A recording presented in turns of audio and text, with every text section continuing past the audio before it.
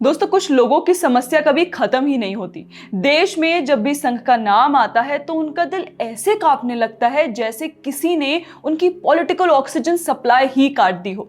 और इसका ताजा उदाहरण है वरिष्ठ सुप्रीम कोर्ट वकील इंदिरा जयसिंह। वही इंदिरा जयसिंह जो आतंकवादियों को बचाने आधी रात को सुप्रीम कोर्ट के दरवाजे खटखटाती हैं। उन्होंने आरएसएस की शताब्दी पर जारी 100 रुपए के स्मारक सिक्के को देखकर तुरंत सवाल उछाल दिया, is this even a legal tender under a secular constitution? पहला सवाल, सेक्युलर कॉन्स्टिट्यूशन किसकी जागीर है?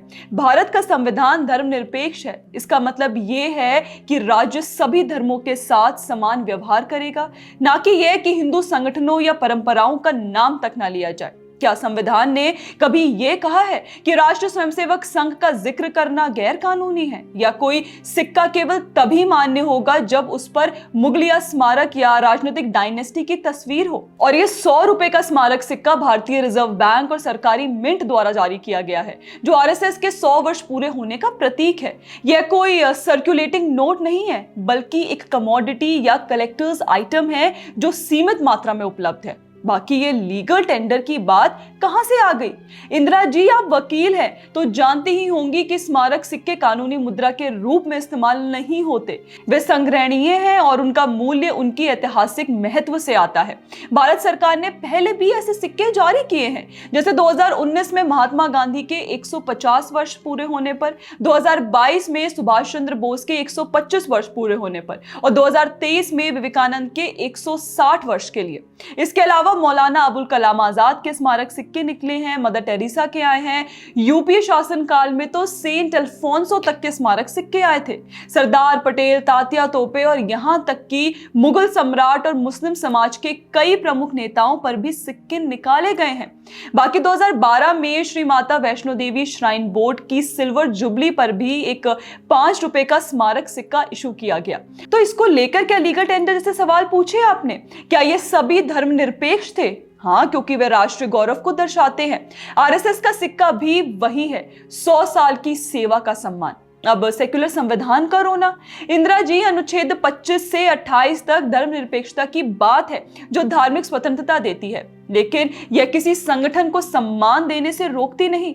आरएसएस हिंदू राष्ट्रवादी संगठन हो सकता है, लेकिन यह संविधान का सम्मान करता है। स्वयंसेवक संविधान के प्रति शपथ लेते हैं। क्या आप कह रही हैं कि केवल वामपंथी या अल्पसंख्यक संगठनों को ही सम्मान मिलना चाहिए? यह तो संविधान की भावना के खिलाफ है। भारत का संविधान सबको समान अवसर देता है, आरएसएस को क्यों नहीं? इंदिरा जयसिंह जी, आपकी यह टिप्पणी एक पैटर्न का हिस्सा लगती है, जहां हर हिंदू संगठन की सफलता को सांप्रदायिक ठहराया जाता है।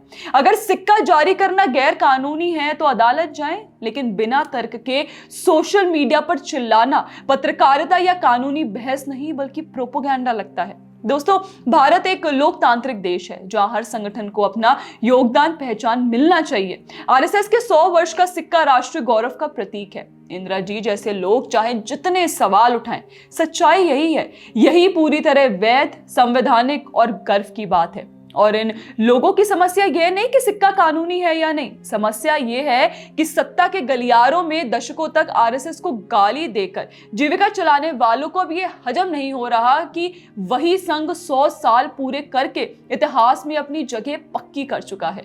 तो इंदिरा जी, 100 रुपए का सिक्का पूरी तरह से लीगल टेंडर है, पर यह सिक्का आपके विचारधारा वाले इकोसिस्टम पर जरूर इलीगल स्ट्राइक जैसा लगता है, क्योंकि कानून की नजर में यह वैध है, लेकिन आपकी राजनीति के नजर में यह असहनीय है। भारत का संविधान सबका है, सिर्फ सेलेक्टिव सेक्युलरिस्ट का पर्सनल प्रॉपर्टी नहीं। इसलिए 100 रुपए का सिक्का भी वैध है और आरएसएस के 100 साल भी वैध है।